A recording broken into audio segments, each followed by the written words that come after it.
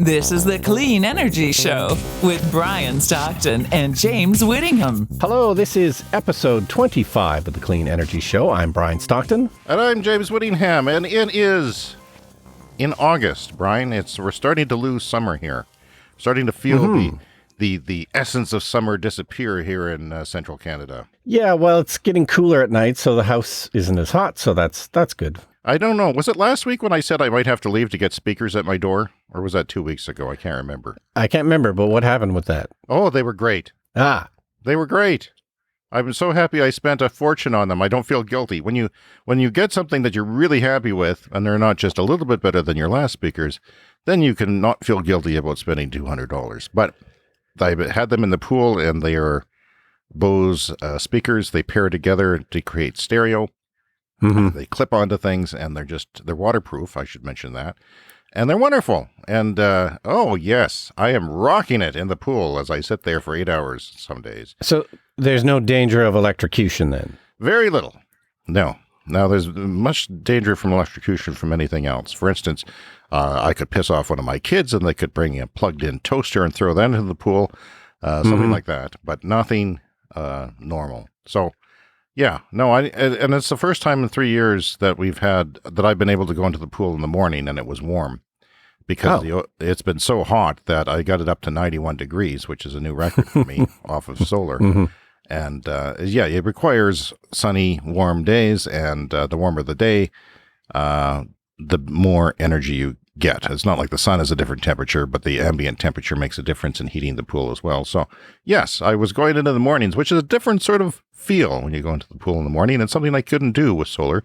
I want to point that out, solar heating the pool.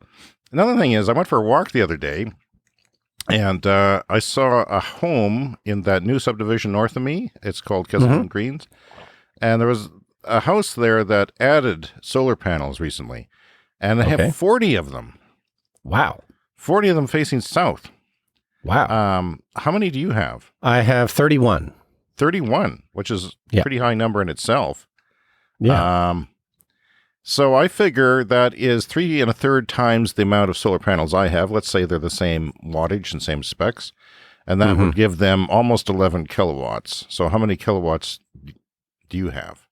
Mine's about 8.7. And that covers everything. Does it cover your electric car? Well, I don't think it will. We'll have to have this full year to find out. But no, I think I'll be a little short. It's in the ballpark, though, isn't it? It's in the ballpark, and we were hoping it would cover it. But yeah, it's not quite as much as I would hope.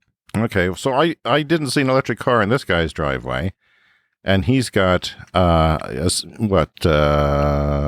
the calculations, James, about 20% more or so, 25% more rather. I'm wondering why he would have 40 panels on his roof. Do you have any idea? Oh, I could tell you why. Because Sask Power, our local utility here, they did a series of videos that they put up on YouTube a few years ago. And the idea was to go into somebody's home and help them lower their electricity bill. And I was quite fascinated by this because they went to like a large house way out in the suburbs, like a house way bigger than mine, way bigger than yours. And their power bill was crazy. It was like $270 a month or something, which is, it's like triple what I paid for my power. Yeah. So,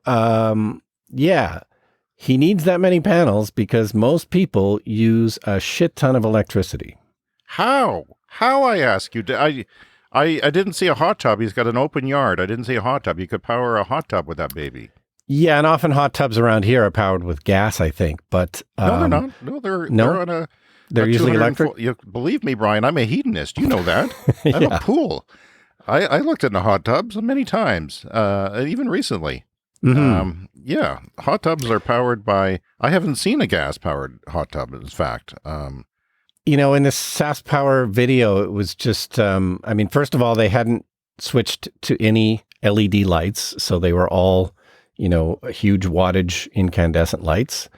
And it's just, there was like 4 people in the household and each of them kind of had their own room there's like a teenager or a couple of them with these, gaming setups. And so their computers are running 24 hours a day and they got a sound system and and they were just leaving everything on all the time. Well, that's stupid. I don't understand that. They gave electricity away when I was a kid, and my parents still screamed when I left the light bulb on, Oh, I know. Electricity was so cheap back then, but you were, always 25 taught. cents a year to power that bulb. 25 cents Probably, a year. yeah. Of course, that bought a number of things, about 2.5 chocolate bars when I was 5. Yeah. Which is nothing to sneeze at. I mean, chocolate is important, and there was the chocolate scare later on in the late 70s. Mm-hmm. But I think it's a bit like water, right? Like Canada has the largest resources of fresh water, so we don't think anything of wasting water all the time. And it's kind of the same thing with electricity. We've had cheap electricity for many years, and people just don't think about wasting it. That's insane. I can't get over somebody having essentially 3 times the power use that I have. As you know, I'm a hedonist. I have I have an electric car. I have a pool pump that uses pretty much a full 110 circuit, the capacity of it, for, let's say, 10 hours a day in the summertime. And I still am nowhere near that. And I find that decadent and, as I said, hedonistic. So I don't know what to say. I have computers. I have video games. I have TVs. I have LED bulbs everywhere. Mm-hmm. But I mean, even if you had incandescents, for God's sake, it doesn't add up, man. It doesn't add up. Yeah. Well, what can I tell you? That's how most people use power. If there's anyone, no one listening to our show does anything like that. There's no way in hell. There's just no way. Oh, and air conditioning. That was the other thing I was going to mention. Most people, they get the first warm day in the summer and they just turn their air conditioning on and then leave it on for 3 or 4 months. Yeah. when you don't really need it. Which makes no sense to me because I love fresh air. Mm-hmm. When the wind is not blowing from the east like it was last night. Got a little bit of refinery up my noggin. Yeah. When it's not there, I have the fresh prairie air blowing from most directions is quite clean around here. And I can't wait to open my windows. Hell, I open it through most of the winter in the bedroom because it's so warm in here. And I have one of them foam mattresses that makes you warmer than you want to be.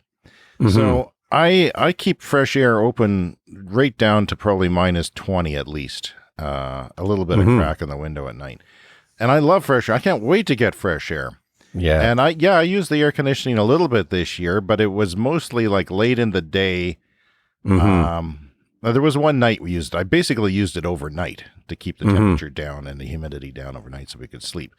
But it was 17 degrees, was it yesterday or the day before? And my neighbor's air conditioner was running in the evening. It's come on, man. There you go. They're not rich either. They're not decadent people at all. And they're wasting electricity because, Brian, they're dumb. And they could probably hear me saying this because my window's open. No, and it also requires looking at the forecast all the time. And so, a lot of people are kind of lazy about that. And the last few days, it's been getting down quite cold at night, 8 degrees. So, 6. It went down 6. to 6 a couple nights ago. I can't keep my pool warm at 6 degrees at night. It kills it. Yeah. So you got to have a different strategy when it's going down that cold at night. Because, so I just... Every day requires a different use of the windows and how many of them are open and so forth. But still, I go back to the fresh air. Do I want my skanky house to have closed windows and air conditioning recirculating every god-awful thing that's in here, including my own gas? I do eat a lot of granola. I'll say that. And I want fresh air. Everybody wants fresh air. And the forecast was for 8 degrees. And then actually what I do is I look at what it actually did, and it went down to 6. I predicted it would to my son. He thinks I'm a god. Yeah. See, now, most people are not as boring as we are. No, they have other interests. They have other interests, I'm afraid to say. Yes, that's sad. Well, for those of you listening who don't have other interests, thank you for listening. We like to hear from you, and we've heard from some people this year. In fact, we just heard from a fella who sent us an actual email about Simon Cowell, the bastard who's on the music shows, who's the bad character. Pretends to be bad. Probably is bad. Probably a bit of a narcissist. He's probably bad. Yeah. He's got the hair of a narcissist. He broke his back on an electric bike. So basically, he bought this powerful electric bike. Cowell's publicist says that he's doing fine after he fell off of his new electric bike. Cowell was taking the bike for a spin around his Malibu home's courtyard. This was on Saturday. Somehow he fell off and broke his back in several different places. He underwent a 5-hour surgery, but now he's giving advice to new bike owners. He tweeted this: if you buy an electric trail bike, read the manual before you ride it for the first time. Speaking of stupid people, Brian.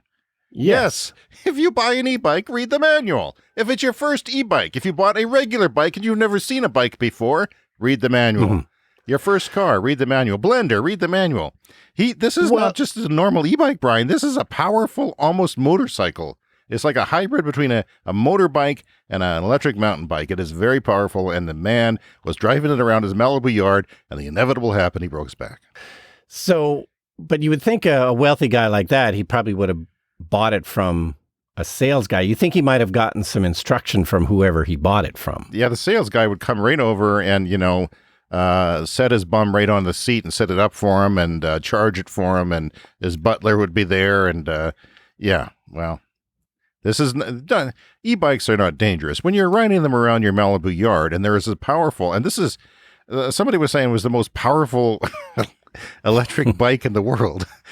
And he can afford it, I guess. There is a range, yes. The rich people can afford whatever they want, the toys, and he broke his back. So I don't know what to say about that, other than e-bikes are not dangerous. If I rode my electric bike around my yard, or say my Malibu home, I'd probably hurt myself too.